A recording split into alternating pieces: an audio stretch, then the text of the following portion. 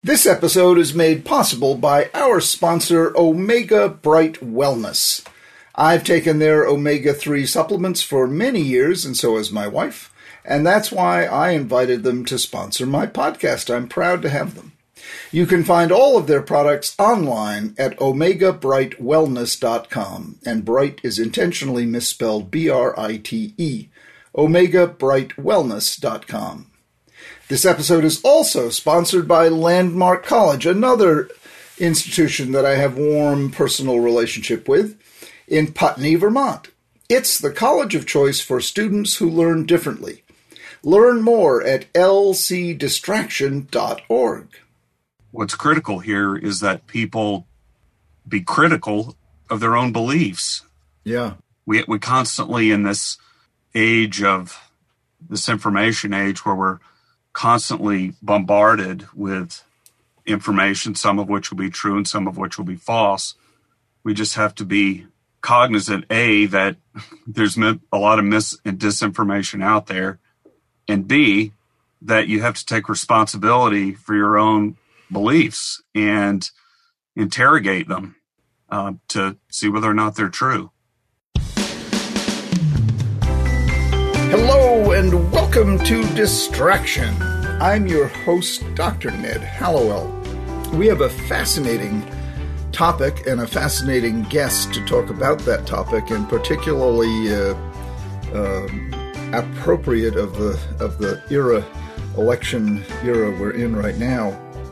I guess it's not an era, it's a time, but in any case, a psychology professor at Michigan State University, Zach Hambrick, co-author of the article Cognitive Ability and Vulnerability to Fake News, Cognitive Ability and Vulnerability to Fake News, that appeared in Scientific American in February of 2018.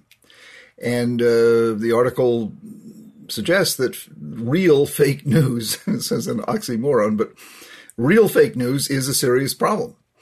Analysis by BuzzFeed revealed that during the final 3 months of the 2016 U.S. presidential campaign, the 20 most popular false election stories generated around 1.3 million more Facebook engagements, shares, reactions, and comments than did the 20 most popular legitimate stories.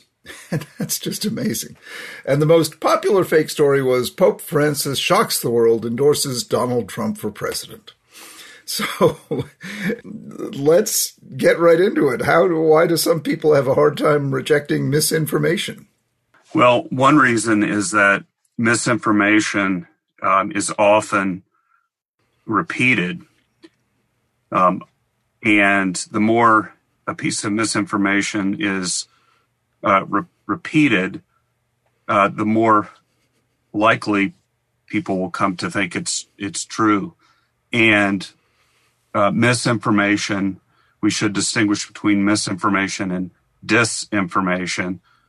Misinformation is some false piece of information where the person disseminating the information didn't necessarily intend to mislead. Disinformation is information that's intended, false information that's intended to mislead. It's a subtle distinction, but definitely relevant.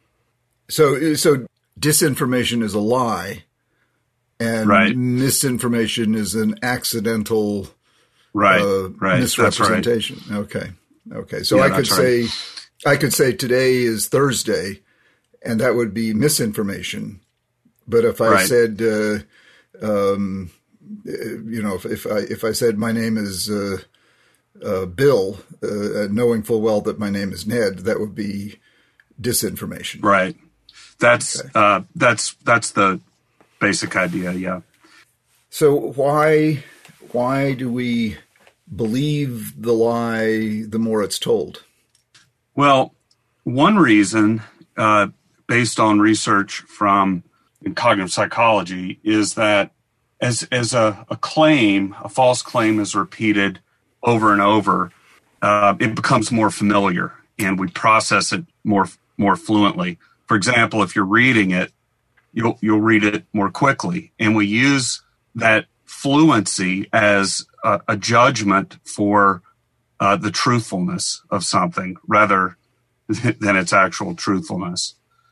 This is one of the mechanisms that seems to account for what's called in cognitive psychology an illusion of truth. You're rating the truthfulness of a claim or a piece of information based on its familiarity, based on how fluently you read it or how easily you process it, rather than on having some knowledge in your long-term memory that it's the truth. Well, how can the innocent citizen like me detect, misinformation, disinformation? I think what this, as I write about in the Scientific American article, one of the things that you can do is begin to serve as your own fact checker.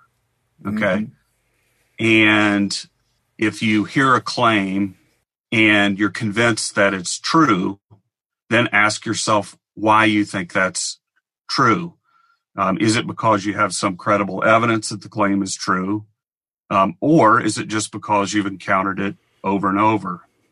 And on a related note, you should ask yourself if you know of any evidence that refutes the claim. And I think that not infrequently, if you query yourself in this way, you'll be surprised to find that you actually do have some evidence that refutes the claim. But most people, I'll speak personally, I'm not going to take the time to do that. I'm not going to. So if I read Pope Francis shocks world, endorses Donald Trump for president, I'll say, wow, that's amazing. And I'll just swallow it whole. So, and am I not typical? Do most people naturally get skeptical? I think that's another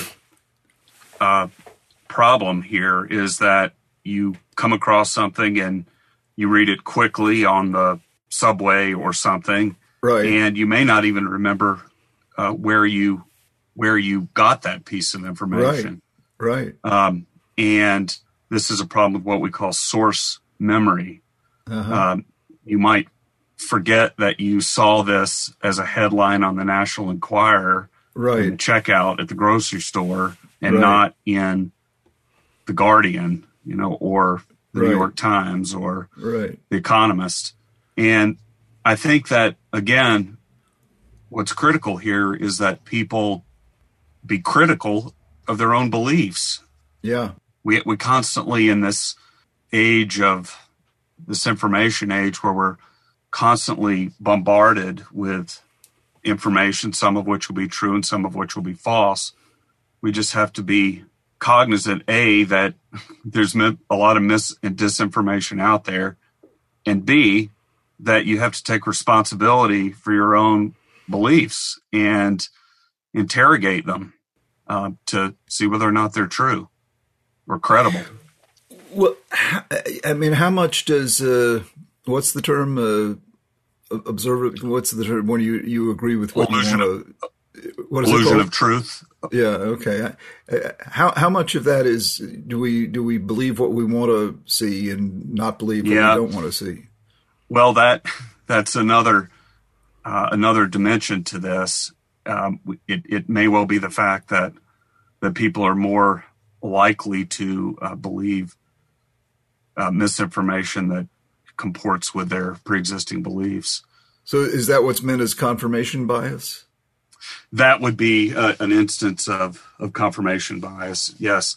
That along with seeking out information that confirms your pre-existing beliefs. If you only look for and focus on and process information that agrees with your pre-existing beliefs. So how do you take someone who doesn't want to? Let's take climate change as an example. Mm-hmm. Okay. I happen personally to believe that's one of the most pressing problems the world faces today. But there are intelligent, responsible people who think I'm completely wrong and that it's all a hoax, that it's just some kind of made-up scare tactic that liberal politicians have invented to, I don't know why they do it, but in any case, responsible people can disagree about the validity of global warming, which I personally think is the most pressing emergency that we're facing in the world today. Right. So what do I do, and what do the people who think I'm full of it do? Right. Well, there's this interesting research that seeks to use online forums where people discuss and try to come to an understanding of issues in groups. And what this has found, I actually wrote a Scientific American article with my colleague and friend Jonathan Jennings on this. Jonathan is a director of an environmental organization called Health and Harmony. And so what they did in this was quite interesting. They gave people a graph showing, I believe it was the amount of ice in the Arctic Sea. Yes, it was the amount of ice in the Arctic Sea. And their task, working in groups, was to make a forecast for the future. Okay, mm-hmm. And the overall trend is in fact downward, indicating further loss of ice in the Arctic Ocean. Mm-hmm. And what they did was quite clever in this experiment. In one condition, they didn't make any political orientation information salient among the group members who were chatting in this online group. Mm-hmm. And in another condition, they did. And basically the finding here was that people were more accurate, the groups were more accurate when political information was not made salient, And these groups included both conservatives and liberals, people who identified as such. Mm-hmm. And so the implication here is that when political information is made salient, whether you're Republican or Democrat or a liberal conservative, right, then people have a hard time thinking rationally. And when we set aside politics, we can actually, there's real value to having conversations with people with whom we disagree. In fact, we're more likely to come to the right answer in this case with respect to climate change. Yeah. And so I think that's one way. If there were ways in which people could harness the power of what we might call collective intelligence and work together to solve these difficult problems while setting aside politics, then I think we would all be better off. Well, why can't computers do that for us? I mean, we can make computers talk to each other. Right. Yeah. Well, to some degree they can, like make forecasts. I mean, definitely computer models make forecasts that are relevant, for example, to climate change. But then in the end, people have to interpret what the computers say. And in the end, it's humans making decisions based on value judgments that are informed by, but not completely dictated by evidence. So in the end, when we decide about what we want the world to be like, whether it's with respect to environmental legislation or any kind of legislation for that matter, then I think that humans are ultimately making the decisions, and in computers they can inform those decisions, but it's still there's still a human interpreting what the computer model, for example, says. Over the past few months, I've spoken to my friend, the founder and creator of Omega Bright Wellness, Dr. Carol Locke, about the benefits of taking Omega Bright's omega-3s, CBD, and other supplements. Here's a clip from one of those conversations. Well, I've certainly found them to be mood stabilizing. My mood is all over the place. I don't know what diagnosis I have other than ADHD, but my mood is very labile, up, down, in between, and quick to change. And I found that the omega-3s really help me with that, not only with my musculoskeletal issues, but the mood issues as well. It is a wonder drug. I mean, what can I say? Thank you. We hear that a lot from people, particularly in the pandemic. We're hearing from customers that they're finding it essential with their mood. They're also finding the omega-3 essential in their relationships, keeping their mood stable, positive, and feeling less anxiety helps them with their family relationships. And I think anything we can do to help kids, parents, and teachers right now, because of this added stress of do they go back to the classroom, a changed classroom with partitions and masks and social distancing, or are they at home with their parents who are stressed, is such a powerful situation. I think we want to help give people tools to put in their toolbox to succeed and to feel like they're thriving and able to learn during the stress. Distraction listeners, you can save 20% on your first order at omegabrightwellness.com by using the promo code PODCAST2020. All right, let's get back to today's topic.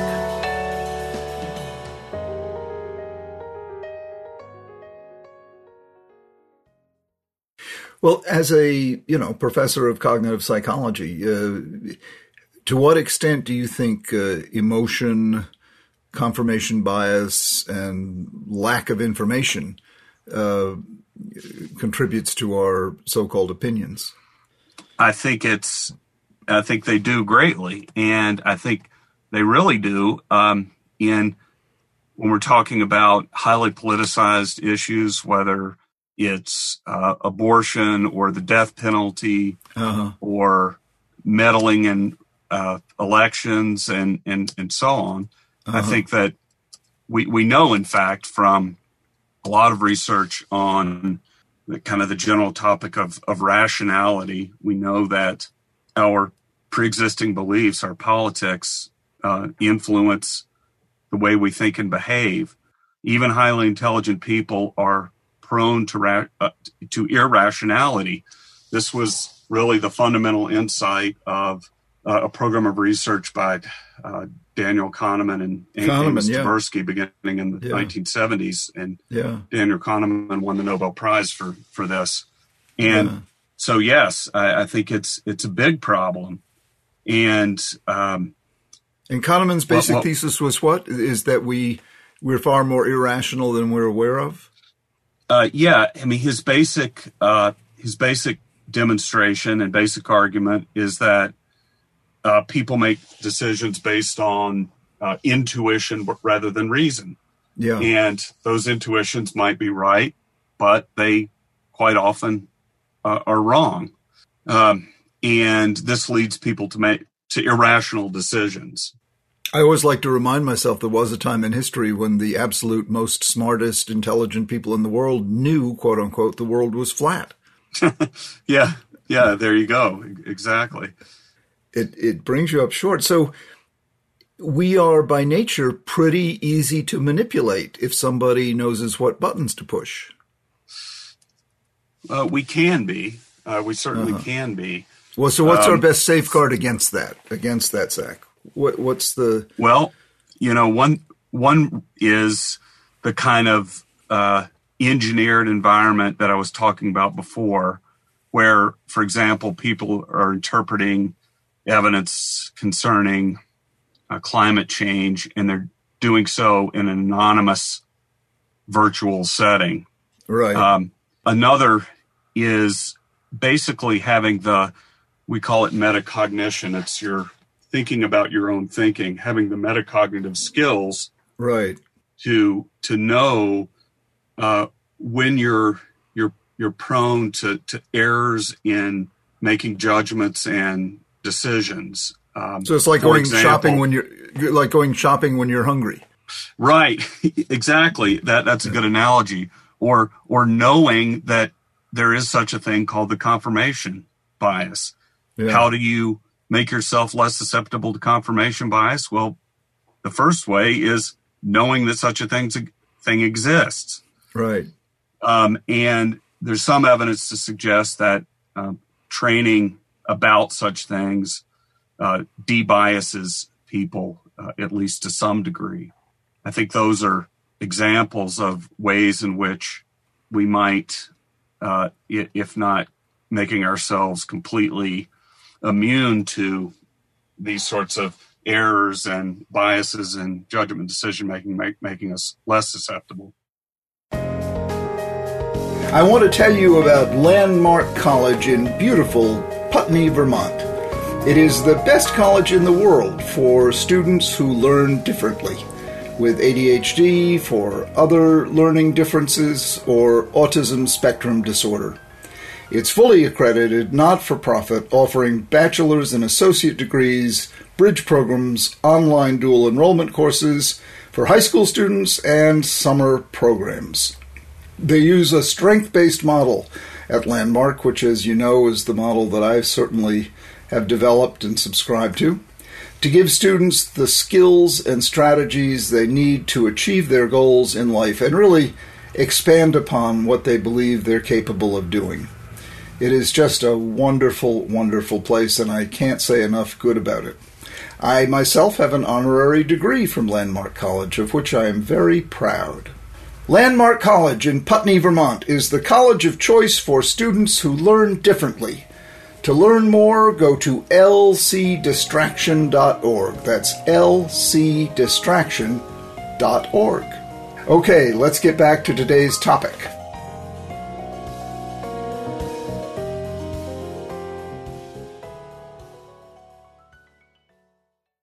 It's humbling, you know. It really is to know how, at least in my own case, how easy it is to manipulate me, whether it's with food or money or whatever temptation I might, you know.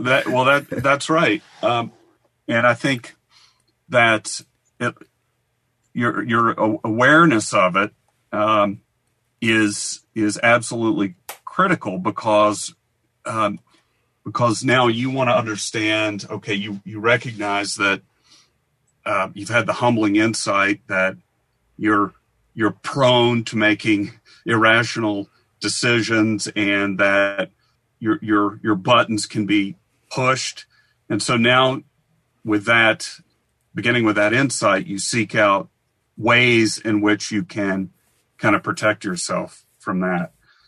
There's this amazing research by a psychologist named Philip Tetlock, where they basically tried to identify people who were good at predicting world events, political events like will Iran and Iraq go to war and stuff of this sort. This is a program of research funded by the military, and they identified people who they called super forecasters, and the super forecasters were able to forecast these seemingly unpredictable events, or at least very difficult to predict events, better than anyone else. And they did so by not falling prey to biases like the confirmation bias. They weren't. They were on average. They were bright, but they weren't geniuses in kind of the traditional sense of the term intelligence. But what they did know about were these kinds of biases in making judgments and that we all seem to be prone to, and they were able to avoid making errors based on these biases. And was there any variable that separated the super forecasters from the rest? Or was there any cognitive trait? Well, that was the one. That was the one. It wasn't intelligence. Right. It was knowledge of these kinds of knowledge of how biases in judgment and decision making, like the confirmation bias, the my side bias, and so on. It's like in football betting, people are more likely to bet on the home team. There you go. perfect example. Yes. Yeah. So if you I guess let me just say a little bit more. They were also people who were didn't think they had one big idea that could kind of dictate all of their predictions. Instead, they were information seekers who were willing to change their mind if that's what the evidence dictated. They weren't ideologues, maybe to put it another way. Yeah. They were people who sought out evidence and revised their beliefs as that evidence dictated. They weren't dogmatic. Yeah. Well, that brings me back to wondering, why couldn't a computer do it better? Because there's no emotion involved. But then the computer is only as good as the information you give it. So. Well, yeah, that's exactly right. The computer's only as good as the information that you give it. Somebody has to write the programs. And in fact, computers are better than humans at certain things, like predicting the stock market. Are they really? That's not. Go ahead. I said, are they really? That's interesting. Yeah, in general, there was a long series of studies beginning in probably the 1960s, 1970s, showing that statistical models do better than humans in predicting certain things, the weather. For all of the reasons we've been discussing. Well, this is so spot on for living in today's world. So, what did your article conclude? I haven't read it. I will, but so the take-home message of the article. This is the Scientific American article on the illusion of truth. The take-home message is, as I said before, that we have to be our own fact checkers in this information age, in this misinformation age. And I think that it really, this type of research that I write about, incidentally, this is not my own research, this is other cognitive psychologists' research, is that this threat of fake news, it poses a real threat to democratic society. This research really underscores this threat that fake news poses to democratic society. And of course, the aim of fake news is to make people think and behave in ways that they wouldn't otherwise, including to hold views that are contradicted by scientific consensus and scientific evidence. This is very relevant during this pandemic. Recently, Trump tweeted that he was immune from COVID-19. I don't think any doctor who knows anything about this would agree with that. It may not. We don't know this. And so when this nefarious aim of fake news is achieved, we as citizens no longer have the ability to act in our self-interest. We're misled. We're deluded. And this, of course, isn't just bad for an individual. It's bad for society as a whole, as starkly illustrated by the pandemic. Yeah, it just brings you up so short. I mean, everyone would love for our president to be immune. And so when they hear him say he is immune, the confirmation bias says, okay, great, you're immune. Well, that's right. And some people, what comes out of his mouth, some people think of that as news. Yeah. And in this case, that is fake news. Right. And so this research again just highlights the pernicious effects of misinformation and disinformation in a democratic society. Boy, it's really cautionary to not let yourself seduce yourself into believing what you want to believe. It's hard not to, because it's very tempting to, just think. And we have to constantly ask ourselves, why do I believe this is true? Right. And then, as you say, talk to someone who disagrees with you, wrestle with it instead of just talking to people who agree with you. Sure. That's right. You should watch, if you're liberal, you should watch Fox News, and if you're conservative, you should watch MSNBC. You should, test it out a little bit anyway, and dig a little deeper than the news story. Yeah, don't just eat what you've been fed. No, exactly. And wonder about the motive of the person who's saying it, and what are they leaving out, and what are they lying about, frankly. I mean, it's a... Sure. Well, that's right. You're a very smart man, and thank you so much. Zach Hambrick and his article, Cognitive Ability and Vulnerability to Fake News. He's a psychology professor at Michigan State University, a great university. And it's a pleasure talking to you. Thank you so much for coming on the podcast. Okay. Thanks. Goodbye. Take care. Okay, well, that's our show for today.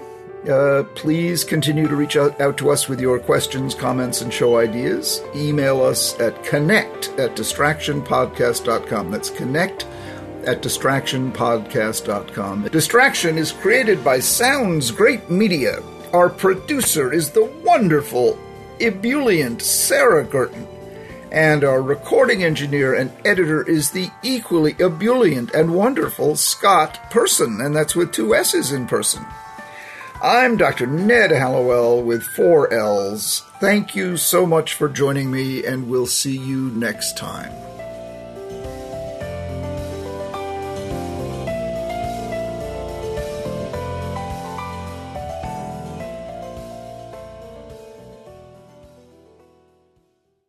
The episode you just heard was made possible by my good friends at Omega Bright Wellness.